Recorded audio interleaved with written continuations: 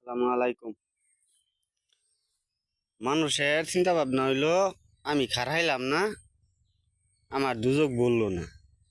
এই চিন্তাধারা মানুষ যদি এই চিন্তা করতো, আমি একটা নেতা হইয়া, আমি একটা এমপি হইয়া, আমি একটা চেয়ারম্যান হইয়া, আমি জনগণের লেগে কি করলাম, এই চিন্তাধারাটা যদি মানুষের মাথা থাকতো, তাহলে এই চিন্তাধারাটা মানুষের নাই বিদায় চিন্তা থাকে যে আমি খারাইলাম না, আমার পেট বললো না, আমার দুজক বললো না।